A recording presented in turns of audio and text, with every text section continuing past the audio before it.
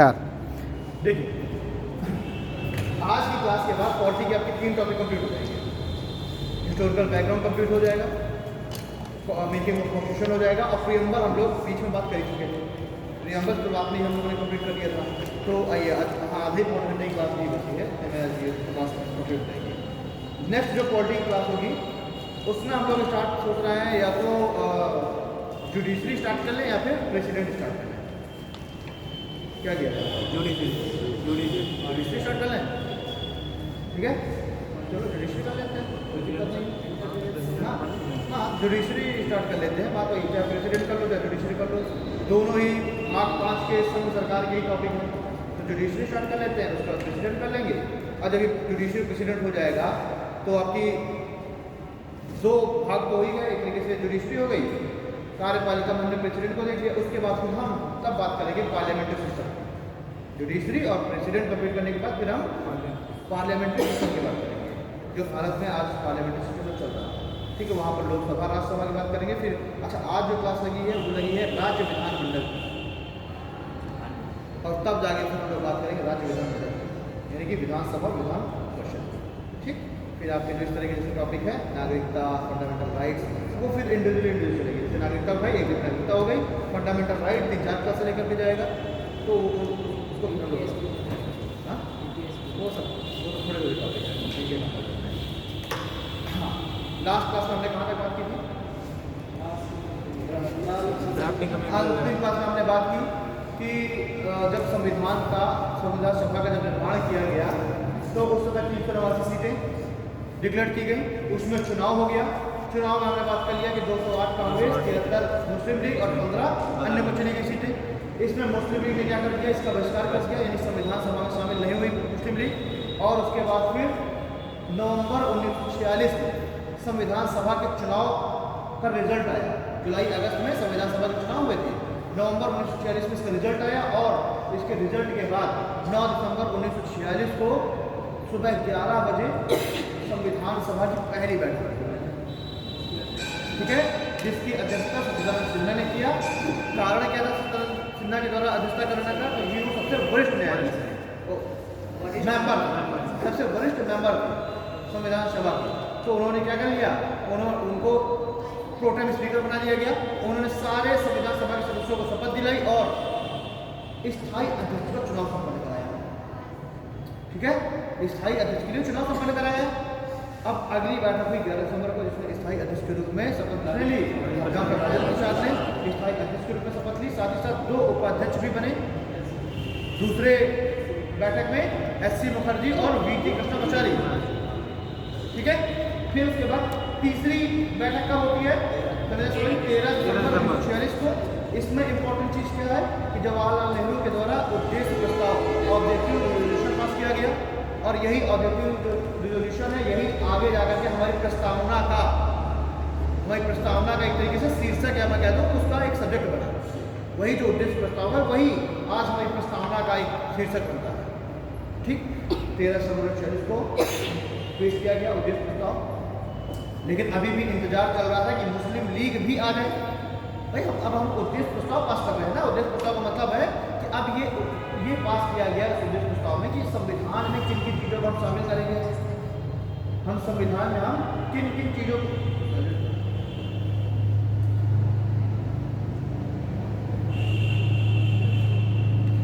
तो सीधी बात है, संविधान में किन किन चीज़ों को हम शामिल करेंगे। और जब हम इन सभी चीज़ों को हमको शामिल करना है तो सीधी सी बात है कि भारत के प्रत्येक नागरिक का उसमें समर्थन होना चाहिए। और मुस्लिम लीग है नहीं, बैठक का बहिष्कार कर चुकी है, तो अब कुछ भी करके मुस्लिम लीग को लाना है। तभी तो ये कहा जाएगा ना कि भारत के प्रत्येक लोगों का, प्रत्येक व्यक्ति का इसमें समर्थन है और प्रत्येक कम्युनिटी का इसमें प्रतिनिधित्व है। मुस्लिम लीग का इंतजार किया गया। 13 दिसंबर 1946 को उद्देश्य प्रस्ताव लाया गया, लेकिन इसको अभी तक पास नहीं किया गया। इंतजार किया गया 22 जनवरी 1947। अब ये कंफर्म हो गया कि मुस्लिम लीग अब आने वाली नहीं है। ठीक है, अब जो है 22 जनवरी को क्या कर लिया गया, उद्देश्य प्रस्ताव को ठीक, उद्देश्य प्रस्ताव स्वीकार हुआ। उद्देश्य प्रस्ताव स्वीकार करने के बाद ही BN राव को क्या बना दिया गया, संवैधानिक सलाहकार बना दिया गया, घोषित कर दिया गया। उन्होंने क्या किया, लगभग 60-65 देशों के संविधानों का अध्ययन करके और एक प्रारूप तैयार किया। ठीक है, एक पूरा उसका दस्तावेज तैयार किया, क्या है, प्रारूप तैयार किया।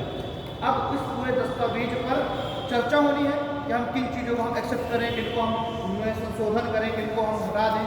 तो इस पूरे के पूरे दस्तावेज में बात करने के लिए क्या किया गया, एक प्रारूप समिति का गठन किया गया। और 29 अगस्त 1947 को क्या हो रहा है, एक ड्राफ्ट कमेटी या प्रारूप समिति का गठन किया गया। यहीं तक हम लोगों ने शायद बात की थी। हाँ चलिए, तो 29 अगस्त 1947 को एक प्रारूप समिति का गठन किया गया। इस प्रारूप समिति में 7 सदस्य हैं। 7 सदस्य में एक अध्यक्ष है और प्लस 6 क्या है, अन्य सदस्य हैं। 6 अन्य सदस्य कौन कौन से लाइन से देखिए, पहले अध्यक्ष तो हो गए BR अम्बेडकर। 6 सदस्यों में गोपाल स्वामी अयंगर, अल्लादी कृष्णा स्वामी अय्यर, ठीक है, मोहम्मद सादुल्ला, ठीक है, KM मुंशी, हाँ सॉरी MK मुंशी, माणिक लाल कुछ इनका नाम था, ठीक है, हाँ KM मुंशी है यार, KM मुंशी, ठीक, 4 हो गए। पांचवें BL मित्रा। और BL मित्रा का क्या है, इनका स्वास्थ्य खराब हो गया, जिसके कारण से इनको रिप्लेस करके N माधवराव को बना दिया गया। तो N माधवराव,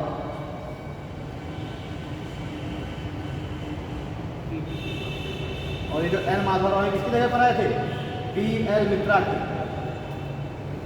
ये क्वेश्चन यहाँ अगर आपसे पूछा गया, यहाँ से अगर कोई क्वेश्चन पूछा गया तो यही से पूछा जाएगा कि जो है मूल रूप से संविधान प्रारूप समिति में मूल रूप से कौन सदस्य नहीं था। मूल रूप से जब गठन हुआ तो उस समय कौन नहीं था, N माधवराव नहीं थे, क्योंकि किसकी जगह पर है, BL मित्रा की। जब इनकी तबीयत खराब हो गई तो ये आ गए, ठीक है, BL मित्रा की जगह पर N माधवराव। और TT कृष्णामाचारी,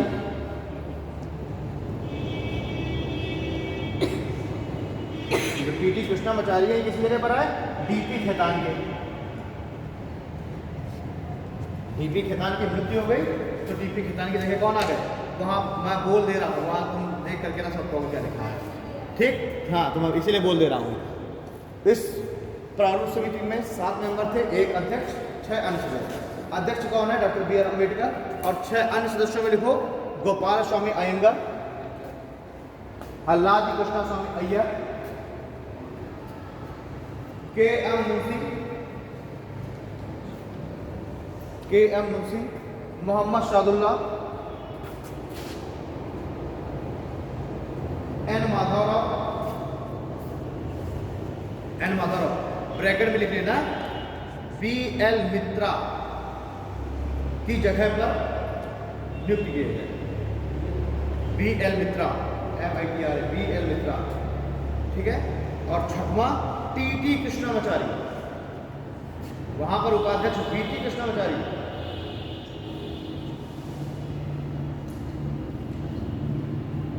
ठीक है।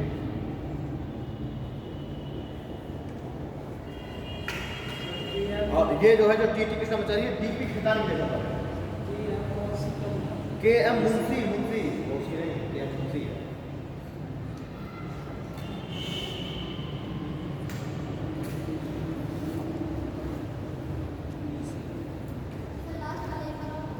लास्ट वाला TT कृष्णामाचारी, और ये TT कृष्णामाचारी DP खेतान की जगह पर आए।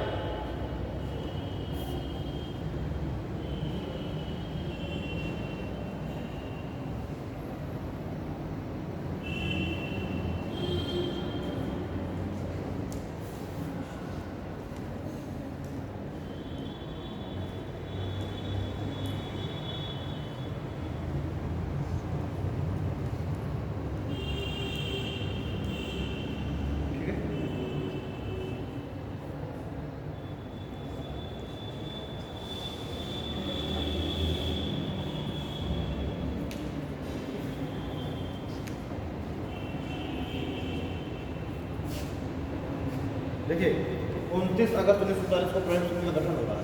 इस प्रारूप समिति ने अपनी जो फाइनल रिपोर्ट है वो संविधान सभा को 26 अक्टूबर 1948 को सौंप दी।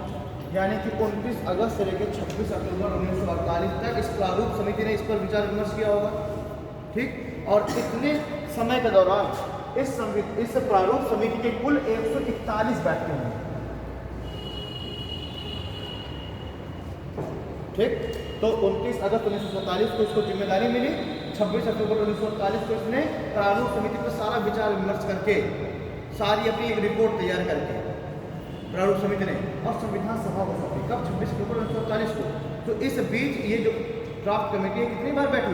141 बार बैठी, 141 बैठ के हुई, ठीक है। और अपनी इसने रिपोर्ट सौंप दी संविधान सभा को।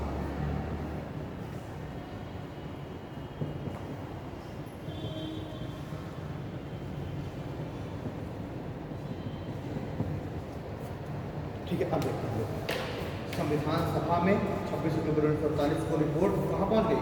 संविधान सभा में पहुँच गई। अब संविधान सभा में भी अब इस रिपोर्ट के ऊपर क्या है? विचार विमर्श हो रहा है, बातचीत हो रही है, क्या हम और संशोधन इसमें कर सकते हैं। भाई रिपोर्ट सभा में, अब रिपोर्ट के ऊपर अब बातचीत हो रही है संविधान सभा के अंतर्गत। तो संविधान सभा में कुल 3 वाचन हुए। संविधान सभा में क्या हुआ? इस रिपोर्ट पर जो कैबिनेट मिशन ने जो रिपोर्ट सौंपी थी इस पर कुल 3 वाचन हुए। एक पूरा सेशन चलाया गया, एक आध दिन का वाचन नहीं था, पूरा सेशन चलाया गया। जैसे कि जो पहला जो वाचन हुआ वो हुआ 4 नवंबर से चालू हुआ, 4 नवंबर 1948 से चालू हुआ और ये चला 9 नवंबर 1948 तक, पहला वचन। अब इस पहले वचन में क्या था कि जितने भी संविधान सभा के सभी सदस्य थे उन सभी सदस्यों को अपने इस संविधान से इंट्रोड्यूस करना। इस पहले वचन में क्या कार्य किया गया कि संविधान सभा के सभी सदस्यों को अपने संविधान से इंट्रोड्यूस कराना कि हम आखिरकार किस चीज़ पर बात कर रहे हैं, किस चीज़ पर हम लोग बहस कर रहे हैं आगे, ठीक है। हम आखिरकार देश के लिए हम लोग क्या चीज़ें बना रहे हैं। भाई संविधान सभा का ऐसा था कि हर एक सदस्य संविधान सभा का संविधान बनाने में शामिल था। भाई संविधान का एक प्रारूप तैयार कर दिया BN राव ने, ठीक है, क्योंकि वही कानून के सबसे बड़े उस समय के जानकार थे। मैंने बताया इंटरनेशनल कोर्ट ऑफ जस्टिस में भारत की तरफ से न्यायाधीश भेजे गए थे, तो कानून के अच्छे खासे जानकार थे। उन्होंने सारे देशों के संविधान से कुछ चीज़ें नोट की, प्रारूप तैयार कर दिया। इस प्रारूप पर प्रारूप समिति ने अपनी रिपोर्ट दी। भाई संविधान सभा के अभी तक किसी सदस्य की इसमें योगदान है नहीं है, बहुत सारे सदस्य ऐसे जिनको पता ही नहीं होगा संविधान के बारे में। तो अब इन सभी को अपने संविधान से इंट्रोड्यूस कराना पहला वचन कंप्लीट हो गया। अगला वचन इसके बीच में बात करें, अगला जो वचन है वो स्टार्ट हुआ 15 नवंबर से और 15 नवंबर 1948 से स्टार्ट होता है और कब तक जाता है? 17 अक्टूबर 1949, ठीक है। तो दूसरा वचन 15 नवंबर 1948 से स्टार्ट हुआ और 17 अक्टूबर 1949 तक चला। दूसरा वचन इसमें क्या किया गया था? लोगों से मांगा गया था सुझाव, आम जनता से सुझाव मांगा गया था कि अगर कोई भी भाई इसका क्या कर दिया गया, पूरा गजट इसका प्रकाशित कर दिया गया, लोगों से सुझाव मांगा गया, न्यूज़पेपर में ये दिया गया, छुपा लोगों से सुझाव मांगा गया कि अगर कोई इस संबंध में कोई अपना सुझाव देना चाहे तो यहाँ पर क्या कर सकता है? अपना सुझाव दे सकता है। लगभग 7,500 सुझाव आए थे, लगभग 7,500 सुझाव आए थे, जिसमें से लगभग 2400 के आसपास सुझावों को स्वीकार किया गया था, ठीक है। तो दूसरे वचन का काम क्या था? लोगों से सुझाव मांगना और जो भी करेक्शन है वो करना, सुझावों को एक्सेप्ट वगैरह करना, ये दूसरे वचन का काम था। अब आता है तीसरा वचन। तीसरा चालू हुआ 14 नवंबर 1949 से और कब तक चला? 26 नवंबर 1949 तक। तीसरा सेशन में क्या है, ठीक है, जिसको कहा गया है कॉन्स्टिट्यूशन में वचन बोला गया है, ठीक है, कहते हैं सेशन।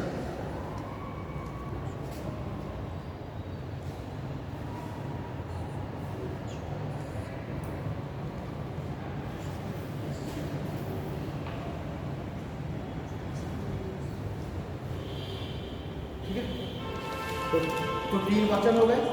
पहला 4 नवंबर से 9 नवंबर 1947, इसमें सिर्फ संविधान सभा के सदस्यों को इंट्रोड्यूस करना था।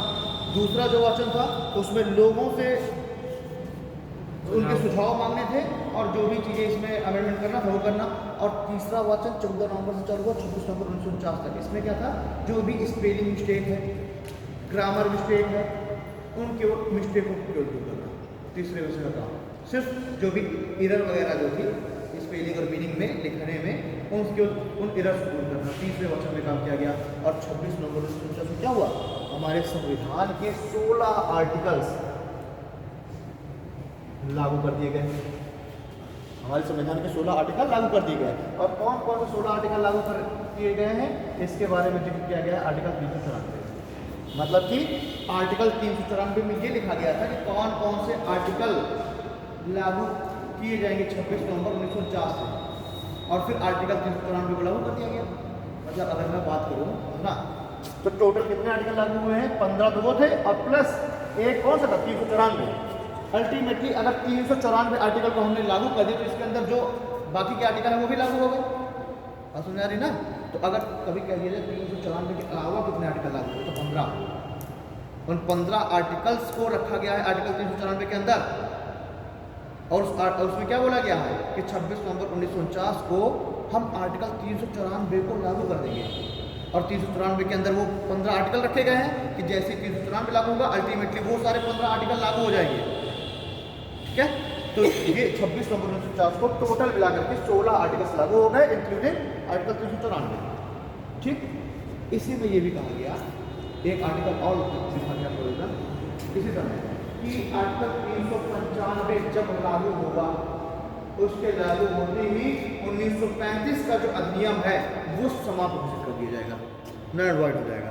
ठीक, लेकिन वो जो आर्टिकल है 395 वो जाकर कब लागू हुआ है, 26 नवंबर 1950 को। क्यों? क्योंकि अभी तक हमारा देश क्या था, एक डोमिनियन स्टेट था।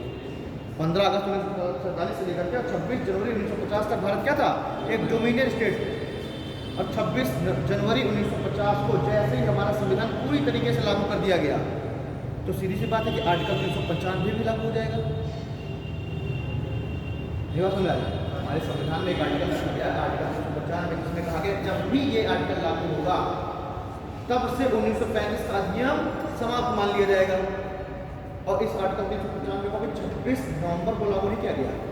ये जाकर जब पूरा संविधान पूरा लागू हो गया तो अल्टीमेटली 395 भी लागू हो गया 26 जनवरी 1950 को। उसके लागू होते ही 1935 का अधिनियम समाप्त हो गया और भारत क्या हो गया, एक रिपब्लिक कंट्री बन गया। डोमिनियन स्टेट की जगह पर रिपब्लिक कंट्री हो गया। ठीक, अब देखें हम लोग कि टोटल वाचन 3 हुए। अगर अधिवेशन की बात की कि संविधान सभा के कुल कितने अधिवेशन हुए, कुल कितनी बार संविधान सभा बैठी, 3 बार निर्वाचन हुए, सत्र चल रहा है, लेकिन कितनी बार संविधान सभा बैठी, अधिवेशन कितने बार संविधान सभा के हुए। देखिए अधिवेशन आपको लिखा हुआ मिलेगा 11+1। अब 11+1 कैसे, 24 जनवरी 1950 को क्या हुआ कि अंतिम बार संविधान सभा के जो मेंबर्स हैं अंतिम बार बैठे, अंतिम अधिवेशन। और देखिए तैयार हो गया 26 नवंबर 1949 मेरी बात सुनिए, तैयार हो गया था। तैयार होना और लागू होने में अंतर है। तैयार हो चुका था, लेकिन अब अगर चाहे तो 26 नवंबर 1949 को भी पूरा हम वो कर सकते थे, अप्लाई कर सकते थे। लेकिन इसके पीछे ये कहानी है। कहानी ये है कि 1929 में वो लाहौर अधिवेशन, दिसंबर 1929, उस लाहौर अधिवेशन में कांग्रेस पार्टी ने सर्वसहमति से ये प्रस्ताव पास किया कि अब हमें और कुछ नहीं चाहिए, अब हमको चाहिए पूर्ण स्वराज। यानी इन्होंने पूर्ण स्वराज का प्रस्ताव पास करा लिया। कब? उस दिसंबर 1929 के लाहौर अधिवेशन में पूर्ण स्वराज का प्रस्ताव पास कर दिया कांग्रेस कमेटी ने। और उसी के आधार पर इन लोगों ने 26 जनवरी 1930 को पहली बार स्वतंत्रता दिवस मनाया। ठीक है, पूर्ण स्वराज घोषित किया इन्होंने और 26 जनवरी 1930 को इन्होंने लाहौर में रावी नदी के तट पर क्या कर दिया, स्वतंत्रता दिवस मनाया। अब जब बात आई, जब हमारा संविधान बनके तैयार हो गया तो चाहा जाता तो 26 नवंबर 1949 को भी पूरी तरीके से लागू कर सकते थे। लेकिन फिर ये बात होती कि अगर हमने 26 मतलब अगर चाहते तो 26 नवंबर 1949 को पूरा लागू हो सकता था, लेकिन फिर कांग्रेस की कार्य समिति ने ये बोला कि अगर हमने 26 नवंबर 1949 को पूरी तरीके से संविधान लागू कर दिया तो वो जो ऐतिहासिक महत्व है 26 जनवरी 1930 वाले का, जब से वो लगातार स्वतंत्रता दिवस मनाते चले आ रहे हैं, वो ऐतिहासिक महत्व धीमे धीमे खत्म हो जाएगा, लोग भूल जाएंगे उस डेट को। क्योंकि भाई 15 अगस्त 1947 को तो स्वतंत्रता दिवस मनाया जाएगा और 26 नवंबर 1949 को क्या मनाया जाएगा फिर गणतंत्र दिवस। तो ये बताइए आज 26 जनवरी को कोई जानता है क्या? नहीं जानता, क्योंकि हमारे लिए दो ही डेटें महत्वपूर्ण होती, 26 नवंबर और 15 अगस्त। 26 जनवरी की जो उनका ऐतिहासिक महत्व था वो लोग धीरे धीरे भूल जाते। तो इन्होंने कहा कि हम ऐसा करते हैं कि 26 नवंबर 1949 को आंशिक रूप से लागू करते हैं, जबकि बन के पूरा तैयार हो गया था पहले ही। अब 26 जनवरी 1950 को बाकी के जो रेस्ट ऑफ आर्टिकल से वो हम लागू कर देंगे। तो इससे क्या हो जाएगा, सभी का महत्व बना रहेगा। 26 जनवरी जो कि ऐतिहासिक महत्व है उसको भी लोग याद रखेंगे, लोग याद रख रहे हैं। 26 नवंबर को विधि दिवस घोषित कर दिया इन्होंने, विधि दिवस 26 नवंबर को। और उसके बाद हम देखेंगे कि अभी 125वीं जयंती पर डॉक्टर बी आर अम्बेडकर के इस विधि दिवस को संविधान दिवस कह दिया गया। डॉक्टर अम्बेडकर की 125वीं जयंती पर विधि दिवस का नाम बदल क्या कर दिया गया, संविधान दिवस। तो आज अगर हम देखें तो 15 अगस्त को हम स्वतंत्रता दिवस बना लेते हैं, 26 नवंबर को हम संविधान दिवस बना लेते हैं और 26 जनवरी को हम क्या बना लेते हैं, गणतंत्र दिवस। तो इसके पीछे का और कोई लॉजिक नहीं है आंशिक और पूर्ण लागू करने का, बस यही कारण है कि भाई तुम्हें कांग्रेस ही तो, कांग्रेस मतलब भारत, कांग्रेस ही तो पूरी तरीके से हावी थी ना। तो कांग्रेस ने वही कहा कि भाई हमारे 26 जनवरी का इतिहास तो खत्म हो जाएगा, इसलिए जो है आंशिक अभी लागू करिए और पूर्ण 26 जनवरी को, दोनों का महत्व बचा रह जाएगा। क्लियर? इसीलिए सारे आर्टिकल्स बनने के बावजूद भी 16 आर्टिकल्स पूरी केवल 26 नवंबर को लागू कर दिया गया। तो बाकी तो अच्छा, हम ये बात कर रहे थे वाचन 3 हुए। इन वाचन के अंतर्गत कुछ अधिवेशन हुए जिसमें से हमने 11+1 अधिवेशन की बात की। ठीक है, अंतिम जो अधिवेशन है संविधान सभा का ये हुआ 24 जनवरी 1950 को। कब हुआ? 24 जनवरी 1950 को। तो अगर अच्छा इस 24 जनवरी 1950 को हुआ क्या, सिर्फ संविधान में साइन किए गए।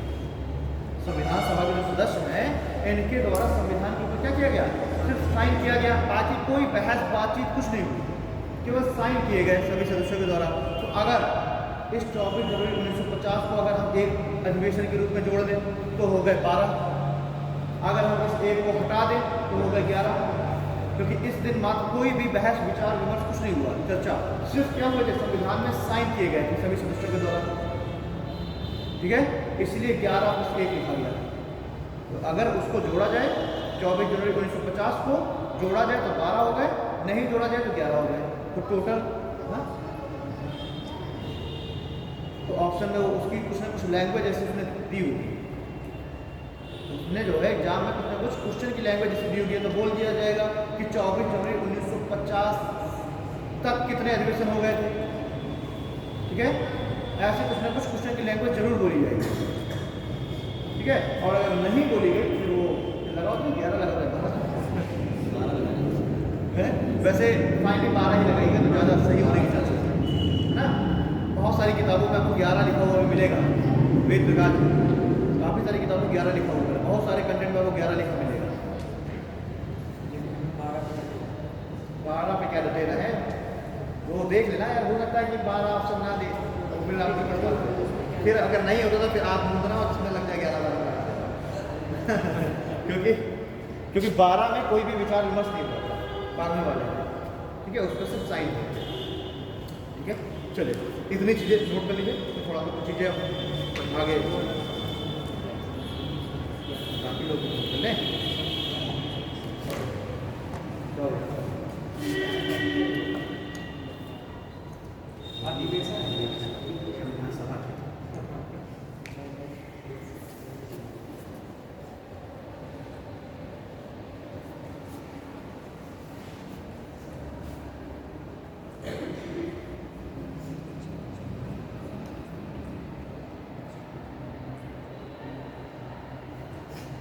वाचन का मतलब होता है जब बैठ कर उसमें चर्चा की गई, पूरा का पूरा हाँ सत्र हो चला। ठीक है, अब तो ये 3 बार इस तरह के सत्र ऑर्गेनाइज किए गए, इस पर विचार विमर्श बातें करने के, वो 3 मैंने वाचन लिखा है।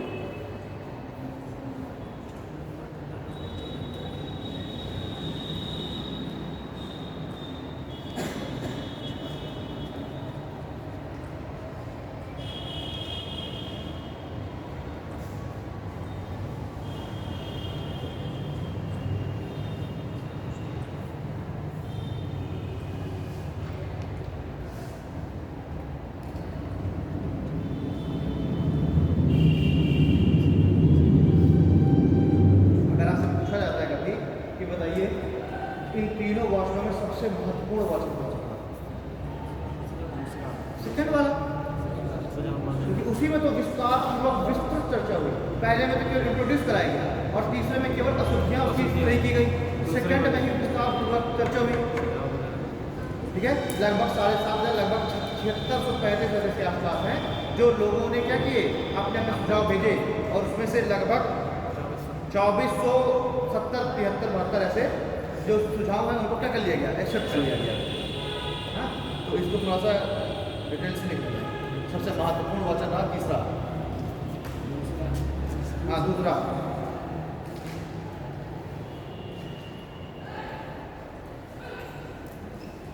ठीक। फिर तृतीय वचन लिख करके और उसके बाद तृतीय वचन लिखिए 14 नवंबर 1949 से 26 नवंबर 1949 तक चला, जिसमें हाँ जिसमें जितने भी एरर्स थी, ग्रामर संबंधी मिस्टेक थी, वर्ड कुछ गलत लिख दिया गया, ठीक है, अल्फाबेट संबंधी मिस्टेक थी, वो केवल सही की गई। वाक्य और शब्द संबंधी अशुद्धियां दूर हुई। ठीक है, उसके बाद पैराग्राफ चेंज करिए, पैराग्राफ चेंज करके लिखिए, पैराग्राफ चेंज करके लिखिए 26 नवंबर 1949 को, 26 नवंबर 1949 को संविधान को 26 नवंबर 1949 को संविधान को अंगीकृत कर लिया गया। 26 नवंबर 1949 को संविधान को अंगीकृत कर लिया गया और 26 जनवरी 1950 को 26 जनवरी 1950 को पूर्णतः लागू कर दिया गया,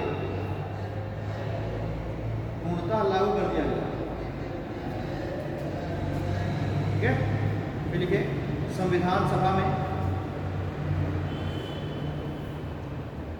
संविधान सभा में कुल 15 महिलाएं शामिल थी, संविधान सभा में कुल 15 महिलाएं शामिल थी जो निम्न है। संविधान सभा में कुल 15 महिलाएं शामिल थी जो निम्न है। पहली विजय लक्ष्मी पंडित, कौन थी? जवाहरलाल नेहरू की सिस्टर विजय लक्ष्मी पंडित। दूसरी मालती चौधरी,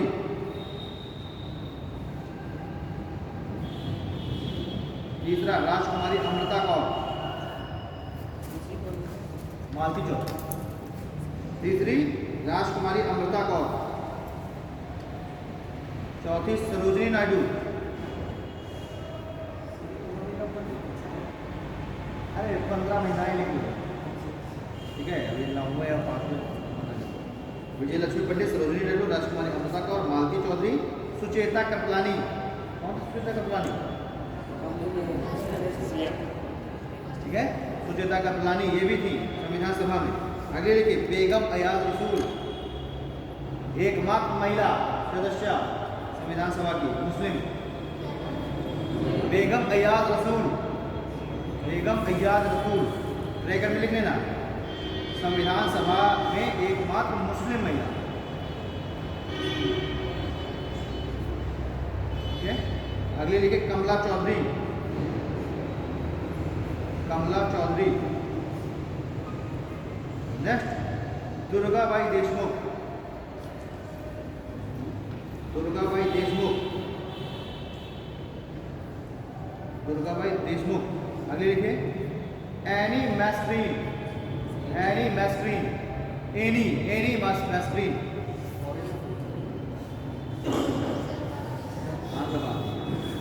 एनी मैस्ट्रीन,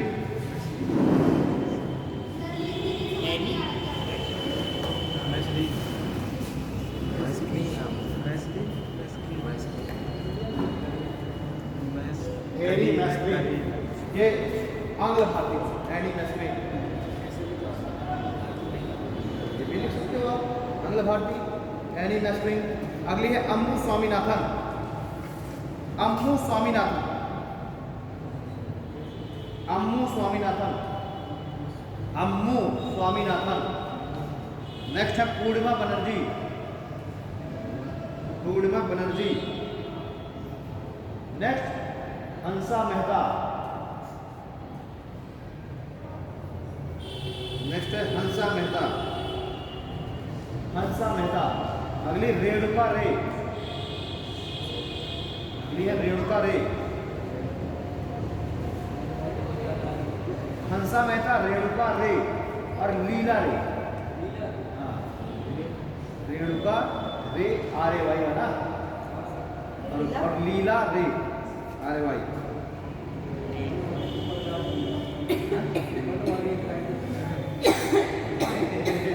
ओपन वर्ड में पढ़ लो। कौन से यार? ये सर IIT या उसमें मैथ में सर मैथ आपको सब बोल रहा है सब भाई पढ़े रहते। हाँ, अगला पैराग्राफ करेंगे।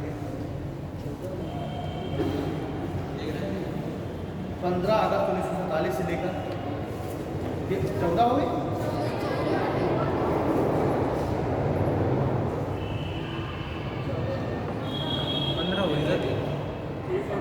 गिनो यार।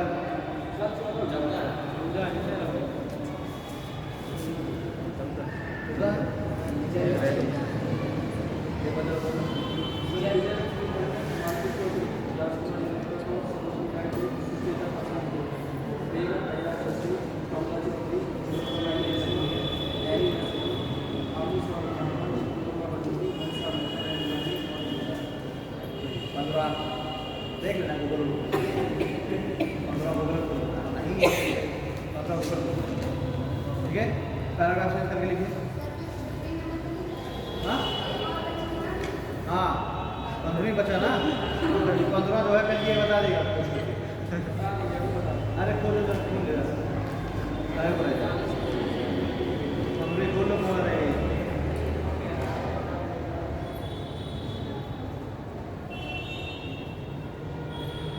जहाँ पर आप अटक जाए तो फिर गूगल बाबा है, सवाल जवाब करो। अब वो देखो, बोलने से सब कुछ होगा। बोलने से महिला सदस्यों का नाम आपकी स्क्रीन पर आ जाएगा। मिल गई?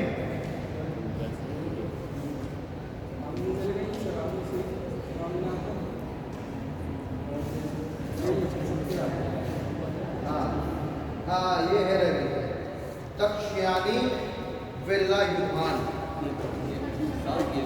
हाँ वो भी करेंगे यार। हाँ लिख रहा हूँ मैं खुद ही, तुम्हारे कहने से पहले लिख रहा था।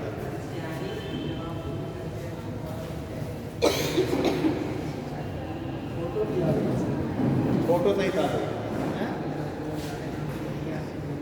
DAKSH तक्षयानी, ठीक है, वेला युद्धान। कुछ शॉर्ट में कुछ तैयार कर लेने का। दक्षिणानी, दक्षिण समझ में आ रहा है तो उसी से क्या कर लेना, दक्षिणानी वेला युद्धान। ठीक, तो इसको कुछ शॉर्ट में कुछ ऐसा भी हो तैयार कर लेना। अच्छा, आप 15 की अगर आपने एक आध दो बार रीडिंग मान ली तो वहाँ अगर ऑप्शन में आया तो अपने आप खुद कर जाएगा। आपसे कोई ये नहीं खड़े होगी पूछे चुनाव 15 कौन कौन से में आए, ये कभी नहीं आएगा। आपके अगर ऑब्जेक्टिव में आएगा तो कोई भी आ जाए। अगर ये दक्षिणानी भी आ गया फिर तुरंत तुम पकड़ ले जाओगे। तो अगर कोई भी महिला सदस्य आ गई तो आप तुरंत पकड़। अच्छा, इसमें कौन कौन से ध्यान दे लो? बेगम अय्याज रसूल को ध्यान दे लो, मुस्लिम, ठीक है, एमी मैस्करीन या एंग्लो, ये दो को थोड़ा सा अलग ध्यान दे लो। सुचेता गुप्तानी आपको याद रहेंगी ही रहेंगी, और सरोजनी नायडू आपको याद रहेंगी। तो 4 आपको ये, और इन्हीं 4 में से घुमा फिरा के आपसे पूछ रहे हैं। ठीक, हाँ, पैराग्राफ चेक करके लिखो। 15 अगस्त 1947 से 26 जनवरी 1950 तक। 15 अगस्त 1947 से 26 जनवरी 1950 तक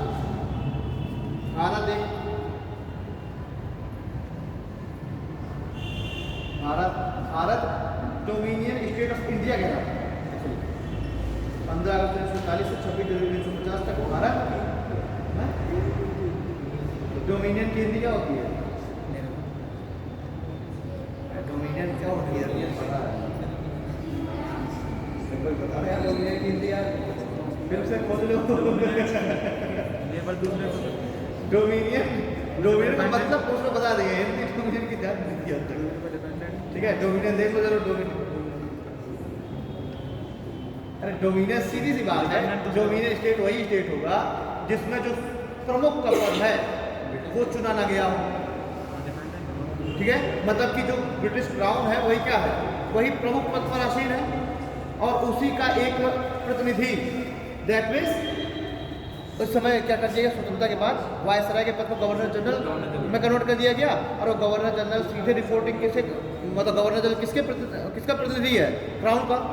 यहाँ पर अभी राष्ट्रपति का चुनाव नहीं हुआ ना, इसीलिए हाँ डोमिनियन वही राजसत्ता, वही तो हुआ ना राजसत्ता, क्राउन का अधीन है तो राजसत्ता डोमिनियन। तो अब 15 अगस्त को देश आज़ाद हो गया, लेकिन देश को क्या घोषित किया गया, डोमिनियन स्टेट ऑफ इंडिया कहा गया। और कब तक रहा ये, 26 जनवरी 1950 तक, जब तक हमने संविधान को पूर्णतः लागू नहीं कर दिया। ठीक है, चलिए आगे लिख लीजिए। 26 जनवरी 1950 को, 26 जनवरी 1950 को भारत को रिपब्लिक ऑफ इंडिया घोषित किया गया। 26 जनवरी 1950 को भारत को रिपब्लिक ऑफ इंडिया घोषित किया गया। ठीक है, और इसी दिन संविधान पूर्णतः लागू हो गया, और इसी दिन संविधान पूर्णतः लागू हो गया।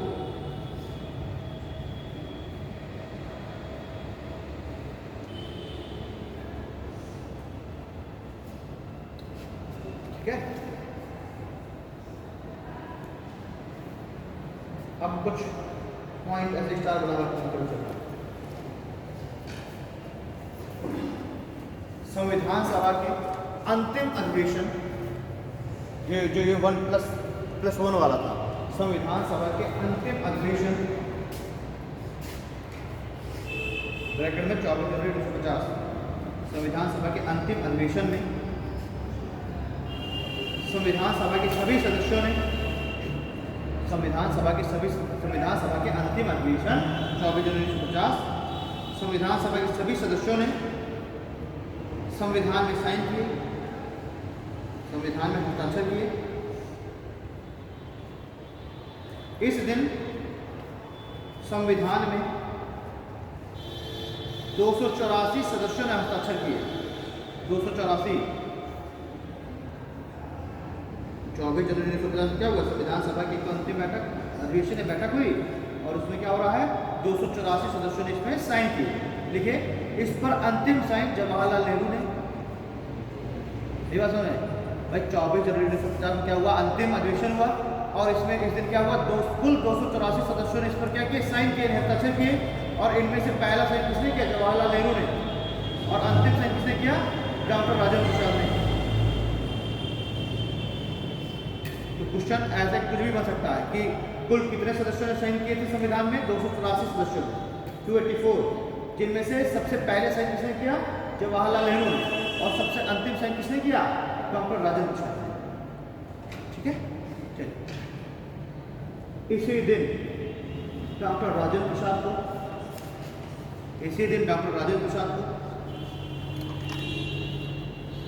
राष्ट्रपति के रूप में चुना गया। इसी दिन डॉक्टर राजेंद्र प्रसाद को राष्ट्रपति के रूप में चुना गया।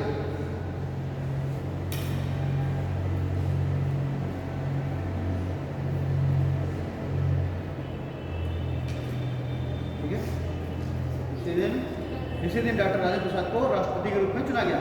ये अभी क्या एक तरीके से, जब तक कि देखिए राष्ट्रपति के लिए क्या जरूरी है कि विधानसभा भी होनी चाहिए, लोकसभा भी होनी चाहिए, राज्यसभा भी होनी चाहिए। राष्ट्रपति के रूप में तो चुन लिया गया राजेंद्र प्रसाद को, लेकिन अंतरिम राष्ट्रपति के रूप में चुने गए हैं। बात नहीं मेरी समझाई, राष्ट्रपति तो चुने गए, देखिए दोनों में अंतर है।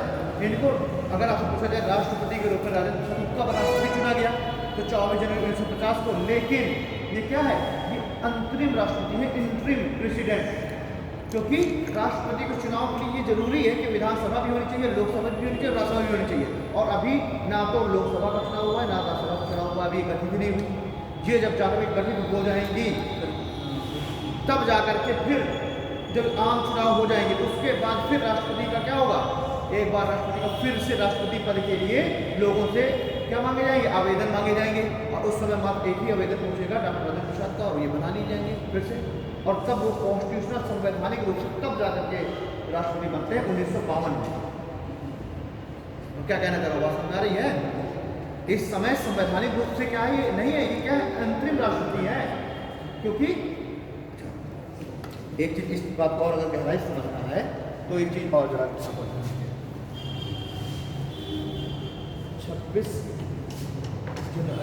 1947 से और 26 जनवरी 1950 तक, जब तक संविधान लागू नहीं हो जाएगा तब तक जो है देश के डे बाई डे के जो कानून है वो भी संचालित करने पड़ेंगे।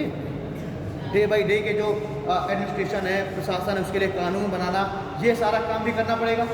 और इसके लिए आवश्यकता किसकी है, एक पार्लियामेंट की, संसद की। साथ ही साथ ये वो समय है जब संविधान सभा भी अपना काम कर रही है, क्योंकि संविधान का भी निर्माण हो रहा है। तो इसी समय यही एक सदन दो तरीके से काम कर रही है। एक दिन संविधान सभा के रूप में काम कर रही है, एक तरीके से हम कहें दो शिफ्टों में काम कर रही है। एक शिफ्ट में क्या कर रही है, संविधान का निर्माण भी कर रही है, और दूसरे शिफ्ट में यही सदन डे बाई डे के कानून भी बना रही है, यानी कि पार्लियामेंट के रूप में भी काम कर रही है। यानी कि एक ही सदन है, यही क्या कर रही है, यही संसद के रूप में भी काम कर रही है। और संसद का काम क्या होता है, डे बाई डे के कानून बनाना, लोक प्रशासन चलाने के लिए। और दूसरी तरफ यही जो संसद है दूसरी शिफ्ट में संविधान सभा के रूप में भी काम कर रही है। इसका काम क्या है, संविधान का निर्माण करना, और इसका काम लोक प्रशासन को चलाना, डे बाई डे के कानून को बनाना। ठीक है। अब जब मैंने कहा कि जब 24 जनवरी 1950 को, अब चूंकि 26 नवंबर 1950 क्या हुआ, संविधान के कुछ प्रावधान लागू हो गए। 26 जनवरी 1950 को पूरी तरीके से संविधान लागू होना था, तो उसके 2 दिन पहले क्या कर दिया गया, राजेंद्र प्रसाद को प्रेसिडेंट बनाया गया। यानी कि संसद का प्रमुख कौन है, प्रेसिडेंट। तो संसद का प्रमुख कौन बनाया गया, राजेंद्र प्रसाद। और यहाँ पर अगर हम देखेंगे, संविधान सभा का प्रमुख किसको बनाया गया, राजेंद्र प्रसाद को, इस समय तक थे। और यहाँ पर जो पार्लियामेंट जो काम कर रही है, इस पार्लियामेंट का हेड कौन बनाया गया था, जीवी मावलंकर। क्योंकि पार्लियामेंट वो भी तो बिना अपने अध्यक्ष के काम नहीं कर पाएगी, स्पीकर के।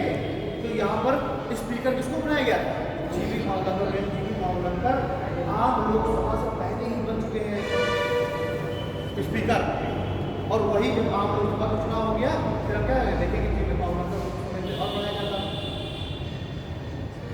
इसीलिए कहा जाता है जीवी मावलंकर कौन है, लोकसभा के प्रथम स्पीकर है, लोकसभा के प्रथम अध्यक्ष। और ये आम लोकसभा के पहले से बन गए। ठीक, यहाँ समझने वाली बात ये देखिए, एक ही सदन है, एक ही बॉडी है जो कि 2 तरीके से काम कर रही है। संविधान सभा के रूप में भी काम कर रही है और संसद के रूप में भी काम कर रही है। और इस समय संविधान सभा के हेड कौन है, राजेंद्र प्रसाद। और वही जो संविधान सभा के जो हेड थे उन्हीं को बाद में क्या बना दिया, प्रेसिडेंट बना दिया।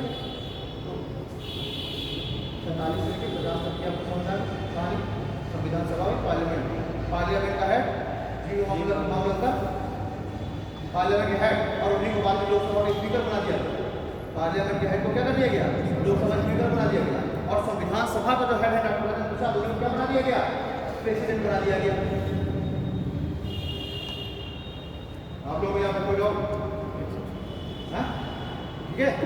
तो मैं अभी तक की जो कहानी बता रहा था, ये 15 अगस्त से लेकर के 1947 से देश आज़ाद होने से लेकर के, और मैं कहानी बता रहा हूँ 26 जनवरी 1950 तक। इस दौरान की कहानी है ये, क्योंकि इस दौरान संसद और संविधान सभा दोनों एक ही हैं। और हम देखेंगे कि संविधान, ये बताइए संविधान में प्रथम संशोधन कब हुआ है, 1951 में। और एक चीज़ ये बताओ कि पहली अगर चुनी हुई संसद की हम बात करें, वो कब जाके बन रही है, मई 1952 में। अप्रैल 1952 में चुनाव संपन्न हुए, मई 1952 में पहली चुनी हुई लोकसभा और राज्यसभा का गठन हुआ है। और उससे पहले 1951 में क्या हो चुका है, संविधान का संशोधन हो चुका था। एक बार बताओ कि संविधान में संशोधन करने का अधिकार किसको है, अगर हम अभी पढ़ें, संसद को ही तो है। और अगर मैं ये कह दूँ आपसे कि मई 1952 से पहले संसद थी ही नहीं, तो इसमें कुछ गलत है क्या, कहाँ थी संसद। मई 1952 में जाकर पहली बार जब चुनाव हो रहा है लोकसभा राज्यसभा का, और यही दोनों मिलकर क्या बनाएंगी, संसद बनाएंगी। तो 1951 में संशोधन कैसे हो गया, तब आप जवाब क्या देंगे, क्योंकि इससे पहले आम लोकसभा चुनाव से पहले तक क्या हो रहा है, संविधान सभा ही संसद के रूप में कार्य कर रही है। ठीक है, अब तो कुछ चीजें समझ आ रही होगी। ठीक, वही संविधान सभा के हेड प्रेसिडेंट और इसके हेड जो संसद के हेड जिन्हें मामलों करते वही लोकसभा के अध्यक्ष बना दिए गए। ठीक है, चलिए कुछ चीजें इसमें और लिखी, यहाँ तक बात हो गई थी।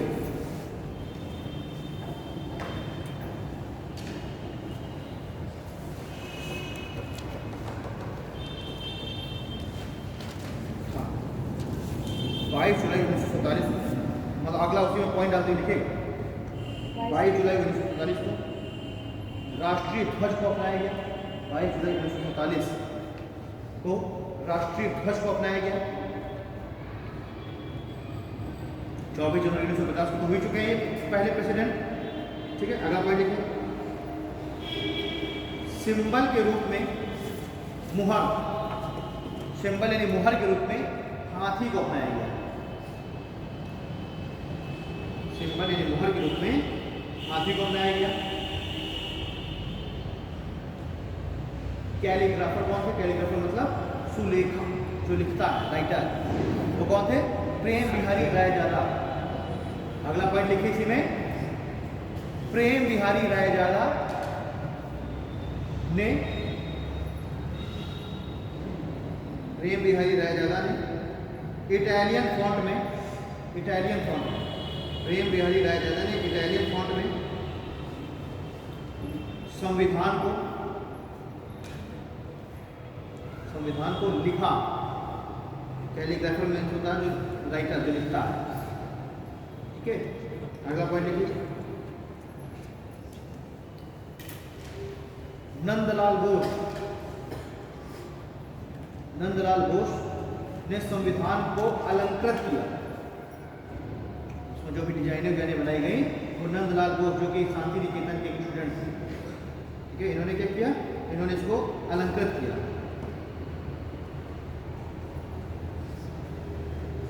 अगला पॉइंट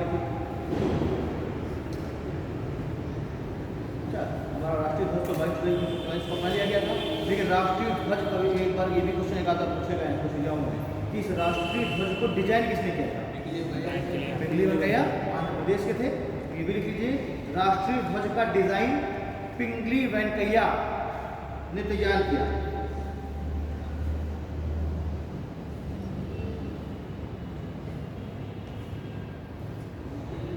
पिंगली वेंकैया, पिंगली वेंकैया, PANKAYA,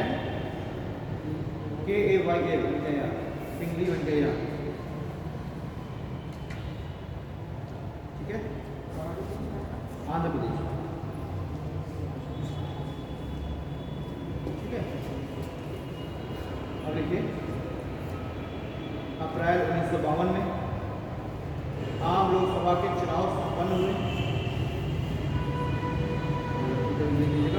अप्रैल 1952 में आम लोकसभा के चुनाव संपन्न हुए और मई 1952 में चुनी हुई संसद की पहली बैठक और मई 1952 में चुनी हुई लोकसभा की प्रथम बैठक।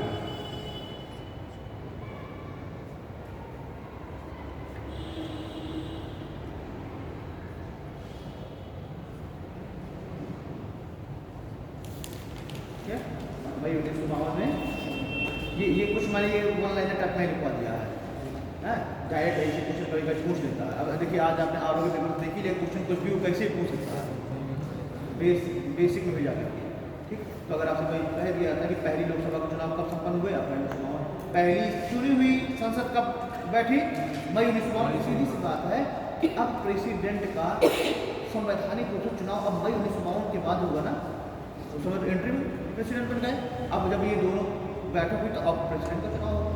तो मई 1952 में क्या हो रहा है, फिर से प्रेसिडेंट का चुनाव हो रहा है। उसमें डॉक्टर राजेंद्र प्रसाद, उसमें भी केवल उन्हीं का एक पर्चा पहुंचा और उनको निर्विरोध रूप से स्वीकार कर लिया गया। ठीक, अब लिख लीजिए, संविधान की कुछ ऐसे विद्वान हैं जिन्होंने संविधान की आलोचना की।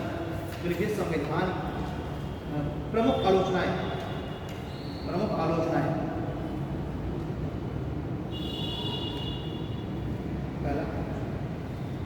जॉन साइमन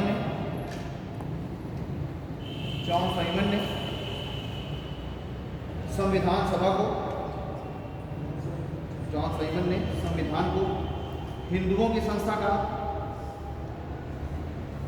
जॉन साइमन ने संविधान को हिंदुओं की संस्था कहा। अगला पॉइंट, अगला चर्चिल ने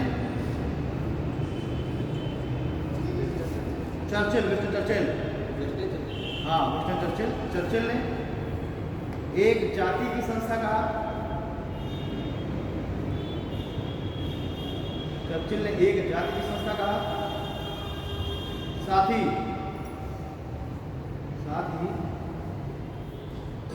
संविधान सभा की पहली बैठक के लिए जो 9 दिसंबर 1940 को हुई थी, साथ ही संविधान सभा की पहली बैठक के लिए उन्होंने कहा, ये स्टेटमेंट काफी इंपॉर्टेंट है, उन्होंने कहा कि ऐसा लगता है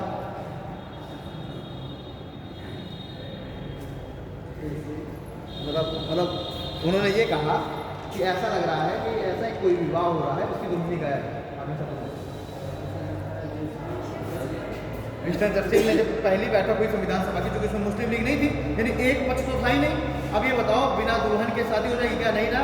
और दो मेन पार्टी है, कांग्रेस मुस्लिम लीग है ही नहीं, फिर भी बैठक हो गई बिना मुस्लिम लीग के। तो विंस्टन चर्चिल ने कहा ऐसा लगता है कि कोई ऐसा विवाह हो रहा है जिसकी दुल्हन ही गायब है। अरे मतलब अपने शॉर्ट वर्ड में जैसे लिखना हो लिखिए, ठीक है। अगला पॉइंट लिखिए, राजेंद्र प्रसाद द्वारा कहा गया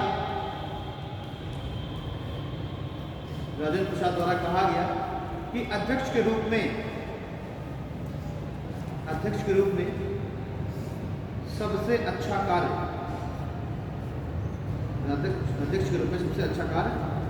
अंबेडकर की नियुक्ति है। मतलब उन्होंने डॉक्टर बी.आर. अम्बेडकर को काफ़ी तवज्जो दी। उन्होंने कहा कि मेरा अध्यक्ष के रूप में सबसे महत्वपूर्ण कार्य यही कि मैंने अम्बेडकर को नियुक्त किया। साथ ही इन्होंने अम्बेडकर को स्किल्ड पायलट की संज्ञा दी। डॉक्टर राजेंद्र प्रसाद ने अम्बेडकर को स्किल्ड पायलट की संज्ञा दी। स्किल्ड पायलट जो प्लेन चला रहा है, ठीक है, स्किल्ड पायलट की संज्ञा दी। अगला लिखिए, के.वी.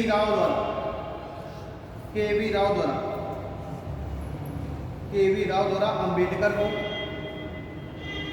संविधान का जनक एवं जननी की संज्ञा दी। के.वी. राव द्वारा, अरे मतलब वो 2-3 आलोचनाएं थी, एक वो डिस्काउंट वाली आलोचना, यहाँ पर मतलब कुछ ये अम्बेडकर के बारे में। वहाँ पर देखो मैंने 2 आलोचनाएं लिखी थी, बार क्या है, 2 आलोचनाएं हो गई मुख्य। अब उसके बाद जो है सीधे ये क्या है कि ये कुछ अम्बेडकर के बारे में कुछ प्रशंसाएं, ठीक। के.वी. राव ने क्या कहा, जनक और जननी कह दिया। डॉक्टर राजेंद्र प्रसाद ने उनको स्किल्ड पायलट की संज्ञा दे दी, ठीक है। क्या हो गया? अनुराधा बहुत कंफ्यूजन में ऐसे आँख बंद ऐसे देख रही हूँ, मुझे क्या समस्या?